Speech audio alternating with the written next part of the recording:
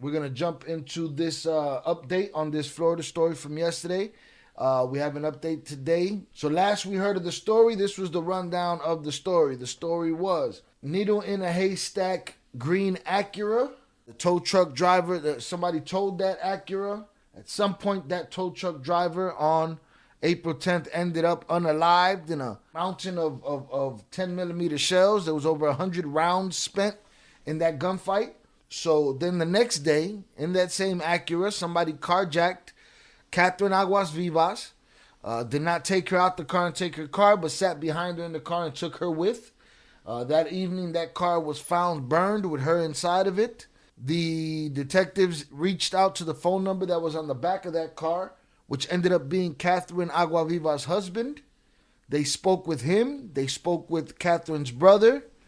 For some reason, the moment that the investigators hung up with them, her husband decided to call a friend of the family who has a deputy for a husband. The deputy made it his business. He was an Orange County deputy. The deputy made it his business to look into the detective that was covering Katherine Aguasvivas' case, right? So he lied about who he was, said he was a sheriff, contacted the detective, recorded information, used his position as a police officer to get into a database that he shouldn't have been in and get information on the detective. He was arrested and sent to jail because Katherine's husband relinquished his phone to the detectives, and supposedly the detectives found the correspondence between him and the deputy from Orange County's wife, right? Which to me would kind of make it look like some kind of foul play in the hands of the husband as well. Then from there, they said the husband was still coming in to cooperate and that he wasn't a suspect or a person of interest. I believed that was just so that they wouldn't spook him from coming in. And that's where we were left off. There was no more information after that, if I could recall. So we got an update today. There was a press conference just held, and we're going to go through it. Katherine Aguasvivas murder case, kidnapping case. And, what's incredibly important is that we continue to advise the public as timely as we can as this case evolves. Over the past week, many of the experts that the news channels have brought in to talk about complicated and sophisticated cases like this have been absolutely correct. Over the past week, our detectives have been working with our judiciary, subpoenaing records from phones, other pieces of evidence, video evidence from crime scenes, and we're still waiting for a lot of that information to come back. We knew that initially Katherine had been traveling north from Homestead. I think the initial report that we had relayed to you that her husband, Miguel, had provided information to our detectives initially that she was coming up to visit family members. We said at the time we did not know of any family members that were located in the area. We've since located at least 2 family members, but neither one of them were expecting a visit from Katherine at the time. When she was on her way traveling up here, probably around 4 p.m. in the afternoon, when she was probably in the area of downtown Orlando on I-4, there was likely a communication, a phone call that occurred through a FaceTime communication. We had reported that the husband, Miguel, had provided his phone and was cooperative, but we thought that there was a lot of details that he was leaving out, is what I said at the last news conference. Her brother... I wonder how it is that the husband provided his phone. How he provided his phone if he's not there? Is having the number enough? Like, how did he provide his phone if he was still on his way up there to Seminole County? I don't know. Brother, Lewis, has also... We had reported that the husband, Miguel, had provided his phone and was cooperative, but we thought that there was a lot of details that he was leaving out, is what I said at the last news conference. Her brother, Lewis, has also been providing information and also gave his telephone up voluntarily for forensic examination and actually was conducting, by his words, his own independent investigation. He did not contact law enforcement to do that, but he reached out from a computer that was connected to an iPhone through an iCloud account and found a contact that looked like it was the last person that Katherine had spoken with. And then, by his report, he called that person and he said he did not know who that person was. So they're saying supposedly she had a FaceTime with somebody while she was on I-4, which I don't know how you could talk to anybody on I-4. I-4 is madness. They're also saying that brother is doing his own investigation and went into an iCloud type of account and figured out who she spoke to last. So I guess that's the FaceTime conversation that they're talking about. He screenshotted an image of the person that he called, like that was connected to an iPhone through an iCloud account. So the brother's doing his own investigation. By his words, his own independent investigation. He did not. I mean, yeah, that's cool. Do your own investigation. But y'all been on your own investigation shit since the moment that young lady got kidnapped. She called you and told you she was getting ran by a car. You didn't call authorities. Red flag. But now, and then as soon as the authorities reach out to you, you start reaching out to officers that you know to get information for you on a detective. Y'all wildin', man. Contact law enforcement to do that. But he reached out from a computer that was connected to an iPhone through an iCloud account and found a contact that looked like it was the last person that Katherine had spoken with. And then, by his report, he called that person and he said he did not know who that person was. He screenshotted an image of the person that he called. We have later identified that person. I'm going to call him Giovanni for now. There's going to be a lot of names here, but I'm going to call him Giovanni. We'll release his full name at the conclusion of this press conference. He takes a still photo, does not know who the person is, and sends it to our detectives. The forensic examination of his phone shows a greater picture of not only the person that he sent us the photograph of, but he was actually in FaceTime. So it's a FaceTime photograph of Lewis talking with this person who we now know to be Giovanni. We identify Giovanni by taking the photograph that is contained in the image that is released, running it through a database called Faces that's run in Pinellas County by the Pinellas County Sheriff's Office, and it matches with 98.6% a 2019 arrest in Orange County, a booking image that identifies the person as Giovanni. Giovanni and his girlfriend, we'll use her last name for this, as Soto, they reside in Castleberry. As detectives are awaiting a lot of the investigative reports to come back on the phone tolls, photographs, 417 cameras, all of these things, we ultimately, through surveillance, established probable cause to conduct a search warrant of the home in Castleberry where Giovanni and his girlfriend Soto live. We conduct the search warrant after Seminole not playing no games, boy. They getting warrants, quick action. Through surveillance, established probable cause to conduct a search warrant of the home in Castleberry where Giovanni and his girlfriend Soto live. We conduct the search warrant after Giovanni and Soto leave the residence. We go inside and ultimately find fentanyl, a gun, the gun not a 10 millimeter, and likely not related to this particular crime. So that means since Monday when we got his last press conference, was it Monday? Yeah, I believe it was Monday was the press conference. That means since Monday they got all the information that they got from the brother and whoever. They're combing through the the Highway 417 videos, all of that. In that time, they got eyes on this Castleberry address and caught enough on tape to get a warrant, quick action. And it wasn't a teardown warrant. It was one of them quiet warrants where they get to go in there and see for themselves. And ultimately, Giovanni is facing charges for that. While we're conducting the search warrant, we get contact. So they popped him. They popped him for the fent. They got the search warrant. They don't know his connection to Katherine Aguasvivas yet, but they got him on the fent. While we're conducting the search warrant, we get contacted by our federal partners at HSI that Soto, the girlfriend of Giovanni, and an occupant of the house in Castleberry that we're executing a search warrant on, takes and accepts delivery of 3 kilos of cocaine after it was mailed in through the mail. United States Postal Service intercepted that. A delivery was made in Osceola County, where Soto collects that delivery. She is arrested, facing federal charges, and currently incarcerated in Osceola County under a federal hold looking at that. While they're doing this search warrant, she's somewhere else picking up a mail load of dope and gets popped off. They're working their investigation. They're going through all of the information that they can get. They still, they haven't mentioned the husband, but they talk to the brother. The brother says, listen, I got into her phone. I called whoever she spoke to last. As far as his FaceTime, I seen the guy's face. I screenshotted his face. My thing is, if you're the guy that she screenshotted last, why are you answering the phone for anybody? Especially why are you FaceTiming? You know what I'm saying? Like, I don't understand that part, right?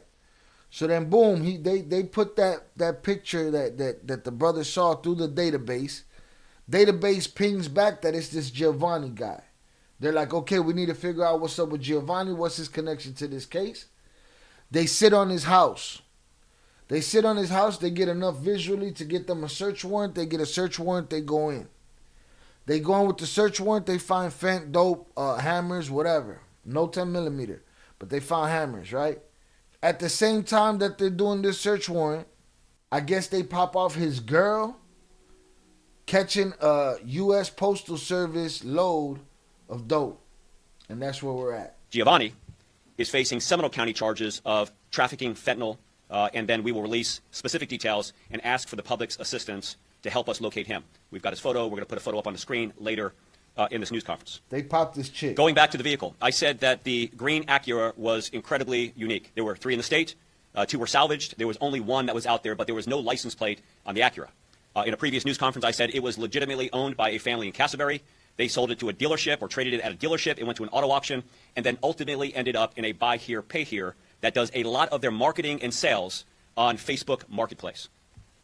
When they post that on Facebook Marketplace, a person with a profile name of Jordan LaTroy reaches out, does not speak English, and then ultimately shows up at the car dealership to purchase that green Acura. The profile photograph on the Facebook profile that's used to communicate with the buy here, pay here dealership, we'll put an image up on the screen here of that profile picture. Back 1 slide. And you can see it appears that the profile picture taken in January is somebody wearing exactly the same clothes, or what appears to be exactly the same clothes as our shooter. Yo, you dumb bitch. That's your outfit? That's your fit? Armani Exchange and a ski mask? What is those? Some camos and some black Air Force Ones. This fool is reinforcing stereotypes. Look at you. You dead to rights, bruh. Your fucking Facebook profile picture, and you wearing the outfit that you wearing when you start this whole crazy what? Yo. A backtrack, or what appears to be exactly the same clothes as our shooter. A backtrack of a phone number that is given with the purchase of the green Acura. And I remember I had said in the previous news conference that the purchaser never came back to finalize the deal, is why there was no tag ever registered to the vehicle. A phone number that was used in that communication links back through an Orange County Sheriff's Office burglary report of somebody with the name of Jordanish Torres Garcia. We'll put his photograph up there. Jordanish Torres Garcia. Again, the name used. Look at this goofy. Who told you to dye your hair like that, man? That profile is Jordan LaTroy. The phone the phone number that he uses links back to his legitimate legal name, Jordanish Torres Garcia, or as he goes by Jordan, 28 years old.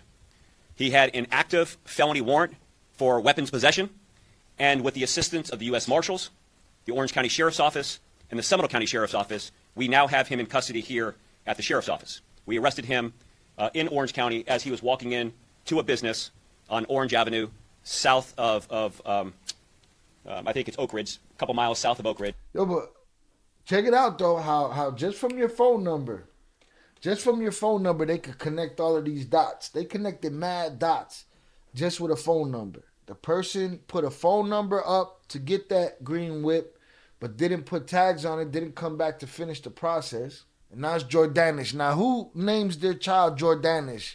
They're like a Jordan fan that likes Danishes. I mean, he's wearing a Nike shirt. And this photograph is a photograph that was taken at the time of the arrest just after noon today. Again, he is here at our office being interviewed for his connection in this crime.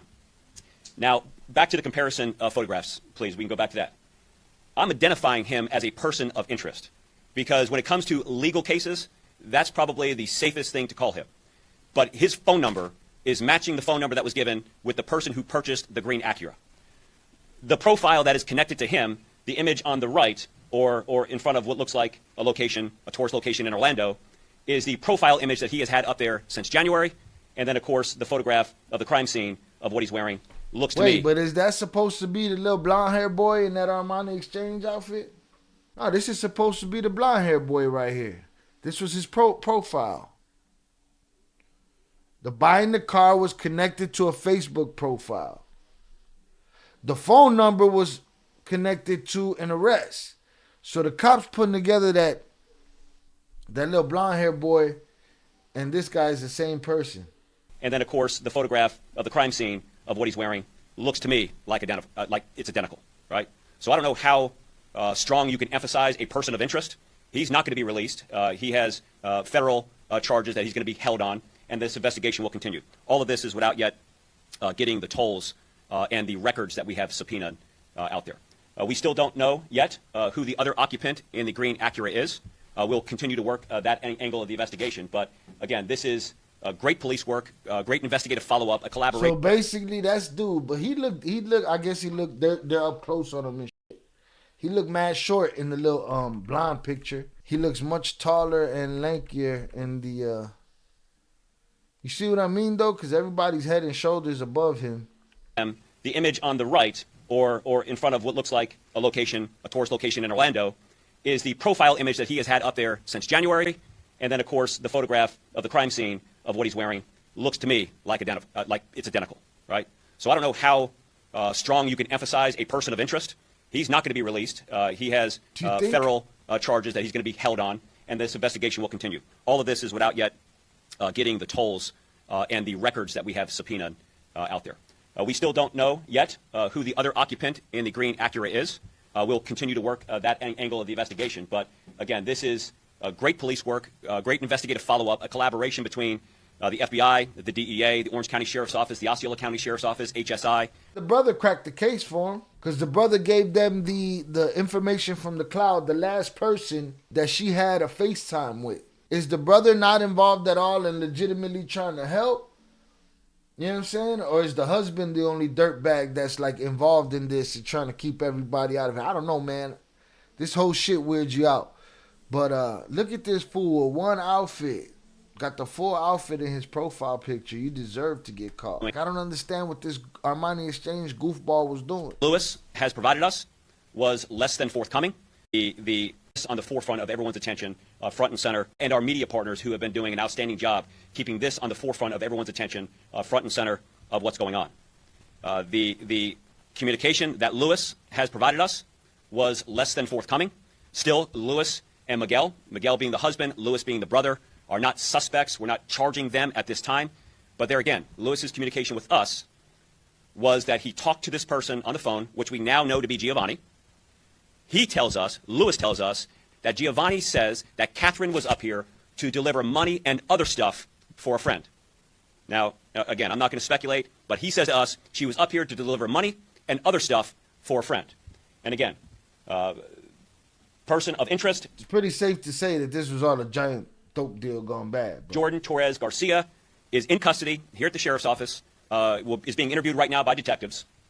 The other person of interest we're looking for is Giovanni. We'll release Giovanni's full information, and we will have media packets that kind of summarize as much as we can. There he is. Again, incredibly complicated Look at him investigation. With his stupid bangs and this dumb blowout. I hate that shit. Latinos, we gotta do better. We gotta do better than this Edgar shit. Look at this shit, man. Giovanni Joel Crespo Hernandez, 8/28/1996. That has twists and turns, but in just about a week, I think that there's great progress in this investigation without getting a lot of the court documents and records back yet. When those records come back, I think it's going to be able to put a lot of the pieces of the puzzle that are still outstanding together. So with that, again, this is an ongoing investigation. I will try to answer as many questions as I can possibly answer. Sheriff, you said before that Katherine was targeted in this. Have you established a connection between Katherine and Jordan and why you targeted her? The direct connection between Jordan and Katherine has not yet been established. I think that we have established a clear connection between Katherine's brother and Giovanni, and we have not made the connection yet with Jordan as far as this. So to answer the question of why, if this is our shooter, why he would target her, I can't answer that question yet. And similarly, between Jordan and the tow truck driver that was shot the night before. Yes, that those connections will largely be based on the evidence that we get back from phones and records and computer records and documents. But again, no further information on the connection with the tow truck driver at this time with this. Now this jerk off here, he looks a little lanky and skinny, you know what I'm saying? Like, he looked like the guy that walked up to the window. But they're saying, no, they're saying it's Blondie, so I get it. They're saying that it was Blondie that did the walking up because, yeah, he got the whole outfit on, man. He got the whole outfit on, man. Armani Exchange goofball outfit. Not that we have right now. Does Jordan have any known gang or otherwise connections? Well, listen, he's wanted for gun charges out of Puerto Rico, right? And I think that although there's not a whole lot documented other than that, It's fair to say he's got a lot of connections that are probably illicit and illegal, but we'll get that record back. I mean, we didn't even know where he was until noon today, so now that we have him, it'll be based upon what he says in this interview, but he's a bad... They're not talking about this guy that they're showing the picture of. They're talking about Jordanish. They're saying that the person asked, did Jordanish have gang ties? And he's like, well, the buddy got cases out of Puerto Rico. And then he pointed at this guy and said, I'm sure this guy got mad underworld connections. Do you have any idea how long they've been operating in Florida? We know for sure is the photograph in the face or the alias Facebook account was taken in January. There is some criminal history in 2024 for a burglary. We're looking to see kind of where that was out of. I think it was out of Orange County where he has a connection there. So at least the past 4 months here. But the in-depth breakdown of this, I don't know at this time because all of this is fresh information coming out right now. Do we know how the tow truck driver fits into this investigation? Do we know if he was also linked in any way to the suspects? So we know that the tow truck driver is connected with this group, right? We have the 10mm casings. We have some evidence that was collected by the Orange County Sheriff's Office there. They're taking primary focus on that investigation. We know that the green Acura was seen at that location. So there is clearly a connection here. But the scope of this update has no new updates with the tow truck driver. The last time I provided an update, I think a week ago today. Or actually on Monday is the last one. You mentioned Catherine's brother was doing some sort of, doing some sort of independent investigation. Is there any understanding of what sort of resources you might have at his disposal? So what it appears, first of all, if your sister is gone missing or believed to be dead, and you're not working with the police on the investigation, you're doing your own independent, they call that a clue, right? It is incredibly out of the ordinary behavior. But what we think he was doing is tapping into her social media accounts, probably on a computer that was sharing the same iCloud account, where he could see any FaceTime calls or any communication she may have had. He looks at that, provides information on that, but screenshots a portion of the screen that shows an image of likely the last person who she spoke to, which is Giovanni. We forensically examine Lewis's phone after he gives it to us, and it's a larger picture where he's actually engaged in a screen time conversation. Typically, they'll have the big picture of who you're talking to, and in a small corner, there's a box where it can show. He's talking to Giovanni. He says that Giovanni tells him that she was up here to deliver money and other stuff for a friend. And again, he's been cooperating. He's not a suspect in this crime, but his independent investigation initially did not involve police that we're aware of until we reached out, he contacted us, and we started having some of those conversations. Then he's been sharing information to the extent of what he's comfortable with. Have you been able to figure out how many times Katherine has traveled from Homestead to the Central Florida area in the past few months? Is this some sort of drug deal situation? Are you able to? So the question about the drug deal situation would be purely speculation on her involvement at this time. And we don't have any prior record of her ever being in Seminole County prior to being a victim of this crime. And I think that a lot of those questions will be answered when we can obtain records from various phones and various... This cop either be clueless or he's great at playing like, no big deal. You know what I mean? Not yet. Devices to be able to see exactly who she was calling, what the communication was, what those cameras on interstates will tell us about the unique characteristics of the vehicle that she was driving in. So to answer your question, as far as we know now, at this part of the investigation, we don't know of any other time that she's ever been in Seminole County other than this particular. That absolutely may change when we get evidence in. How they were able to track her down at either the gas station or right after, whenever they caught up with her? Obviously, they knew exactly who was in that car. This was a targeted event. Facts. How long they followed her, how they tracked her down is still something that we're investigating right now. We don't know how far, how long, the methods that they would use, but with the success and the progress of this investigation, I'm sure we'll know those answers pretty quickly. But right now, at this point, we don't know. Is there any update about the involvement of the Orange County deputy in this situation? The Orange County deputy situation, I think, is done from our perspective. We'll continue to look at his phone and computer to see if there's any pattern of doing this. No, that's not done. He said, the Orange County deputy, like if that just happened out the blue, that didn't happen out the blue. That happened because the husband sent that to happen. So there's no way that that's over with right now and that's out of their investigation. That's totally part of that of this investigation. You know, we charged him. We think that the charges are appropriate. We know that he's out on bond right now, but there's been no new updates in that case since Monday when I briefed you last. Do you think the brother could become a target of whoever targeted his sister, and should he be seeking protection? Well, look, I don't want to anticipate who's going to be a target. I know that there's some bad players and bad actors that are doing incredibly dangerous things with this. So I encourage anybody who feels like that they may be in harm's way to come to us for some level of protection. Tell us what you know. Contact Crime Line if you feel less comfortable coming to the police. Yeah, because so the let me just kind of bangs recap might because get you. I know people will come in halfway through this, and some may not have heard the previous press conferences, but this is the third press conference. Investigative follow-up. We know that when our victim, Katherine, was traveling to Seminole County, she was on the phone on a FaceTime type of call with a person now identified as Giovanni. Giovanni was identified through the use of technology to a faces imaging software program that basically looks at every booking image that has occurred and compares it to that. It matched at a 96.8% to a 2019 booking photo at the Orange County Sheriff's Office. Giovanni lives at a location with his girlfriend, Soto, in Castleberry. We attained a search warrant after establishing probable cause, executed that search warrant, found trafficking amounts of fentanyl and one gun not believed related to this particular crime or the Orange County crime. At the same time that we were executing the search warrant, Soto accepted delivery with a controlled delivery from HSI after 3 kilos of cocaine was sent through the mail, sent to a location in Osceola County, and she went there and picked that up and was ultimately arrested for doing that. They're there. We're asking for the public's help and assistance with locating Giovanni. His name, his date of birth, and his photograph are on the screen right there. He is on the run. We want to know where he's at, and we want to bring him into custody. On the car side, the car was sold and never properly licensed with a license plate at a buy here, pay here dealership. A person who does not speak English walks in. He's with another person who is better with English, and they communicate the sale.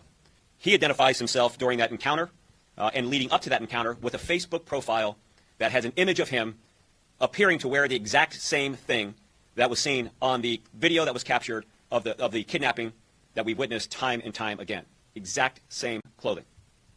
His name that he's used is Jordan LaTroy. He gives a phone number. The phone number matches a database back in Orange County in a burglary case, and the phone number comes back to a legitimate name, Jordanish Torres Garcia. And even the alias has some version of his legitimate name in that. He was arrested today afternoon on a federal violation of probation warrant for a gun charge, not for this case. We're listing him as a person of interest, as strong as you can get as a person of interest, and I'm sure that as evidence comes in, we will update what his status is and what we're actually calling him. This guy, they found him that way, through Lewis going through the cloud and saying my sister's FaceTime with somebody. I called the number, I FaceTime with him.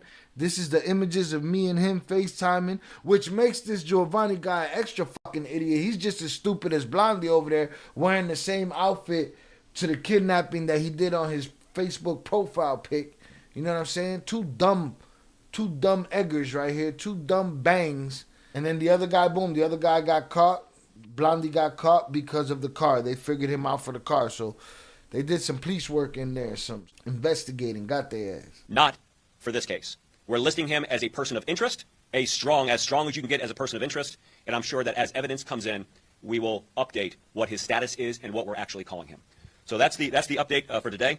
I want to again thank our partners, both with the media. Where's the husband and where's the brother? That's what I want to know. The local, state, and federal, and specifically thank the detectives of the Seminole County Sheriff's Office who quite literally have been working this nonstop. Sometimes we say that, it's a little embellished. They have been taking turns sleeping so they can work this case both day and night. And I think that when you look at the progress here and you compare it to progress that may have occurred with something across the country and consider that really evidence of phones and all of this hasn't even come back yet, it's nothing short of something to be proud of. But this is something that our entire community is frightened by. And I want everyone to know how important this is to us to make sure that these people are held accountable to the fullest extent of the law. So with that, any other questions? Question. Are investigators concerned that the brother could potentially be tampering with evidence as he conducts his own investigation? Because you're saying he's accessing Katherine's social media or iCloud account. I mean, you could be believing things when you're accessing this stuff. Is there concern there? So no concern about tampering with evidence. The way it works is we have forensic examiners where people who think that they can erase it, you just don't erase it, right? We've got wonderful technology. Anybody who's an expert in this field knows that we have the ability to kind of piece things back together. So we feel incredibly comfortable with the evidence that we will be able to collect as it comes in. But at the same time, we still want to encourage people who know, look, these people are living lives, right? People who know about these individuals, who have seen things, who know things, we want them to step forward and provide whatever information they can. And there was one more person in the carjacking case, right? There was potentially Jordan throwing the sweater and somebody, a second suspect. Can you tell us anything more about that? I wish I could tell you more about the other person that was inside the car that was driving that car. We just don't know at this time. That's going to kind of come together. But again, this is why we want the public to say, look, we think that we've identified probably the guy that got out. But the guy that's inside the car, we want any information about that as well. Well, if you ask me, it's Bangs number one and Bangs Blondie over here. I don't have that information. I haven't seen that information, and I don't know if she actually knew him or not. I doubt that they would wear a mask and do this and just like wave at him. Not wearing a mask doesn't make much sense, right? So I would have to kind of look at that, but I don't know if she knew them or not. But I do believe that as a part of this investigation, we'll find out if she actually had dealings with them or knew them. It's quite possible, right? I just don't know at this time. And at this point, the husband is no longer a person of interest. We remain on the same. Well, I never put him as a person of interest. I've said he and her brother, Lewis, are cooperating, but I'm incredibly skeptical of their level of cooperation. right? But I'm still identifying them as witnesses and people who are working with us. They've never been listed as a person of interest. They've never. Because this guy right here, the guy, Giovanni Bangs, he said he's the one that told the brother, or the brother supposedly relayed that information to the cops and said, he told me she came up here to drop something off and pick something up for some people. Never been listed as a suspect, but I think that the court of popular opinion has come to their own conclusions about what they know, what they don't know, and what their involvement is. But as far as the investigation goes, I have not identified them as a person of interest or a suspect in this case. He is from, Jordan is from Puerto Rico, we believe. We know that his crimes were in Puerto Rico. We know that he had connections back there, but where he was born, I'm not sure. Yes. We're going to release it in a media pack. I don't have it right here in front of me. So with that, again, thank you. Any additional updates, we'll be happy to prepare that. And again, thank you for. So this is the goofy that procured the car. This is the guy that got the accurate legend. The other one is the one that was FaceTiming with Katherine the last time. Office being interviewed for his connection in this crime. We got to do better. Look at these now, bangs. And the back to the blonde comparison bangs, photographs, please. We can go back to that. All right, frost the tips or something, man. The whole blonde bang thing, what are you doing? I'm identifying now him. Look at this goofball. In his Facebook profile picture with the entire outfit, including the face covering that he wore to kidnap old girl. The brother did his own investigation, found out that she was FaceTiming with somebody, FaceTimed that person. That person was stupid enough to answer the phone and show his face, right? Dude screenshotted that. The brother screenshotted that, gave that to Seminole police. They took it, ran it through a database, and got a 98% match back. That match led to Giovanni, which is this jerk off back here, right? Led to Giovanni. He's the one that FaceTimed the brother like a dummy. They did the 98%, got it back. This is him from a 2019 arrest. They put eyes on his crib. With those eyes, they got enough information to put a warrant to search the joint. While they weren't there, the police searched the joint, found fent, found dope, found a hammer that wasn't connected to this case, but they put that they charged him for that stuff, right? Meanwhile, at the same time they're doing that, his girlfriend is getting popped off in Osceola, picking up a package to the United States Postal Service of work, illegal substances. She gets popped at the same time, so now they're looking for this jerk off. Then this jerk off right here, how did they get to him? Boom. They figure out a phone number that has to do with the car that was rented and how they rented the car, that it was him. And then they look at his profile and they find his profile. He's wearing the same outfit that Buddy was wearing when he tapped on the window of the car. In his Facebook profile, he used this picture and this profile to buy the car. It was an alias profile. All right, but he put this whole fit on and look what he did. He did himself in, all right? So if you think he got a goofy ass look on his face, it's because he did himself dirty, all right?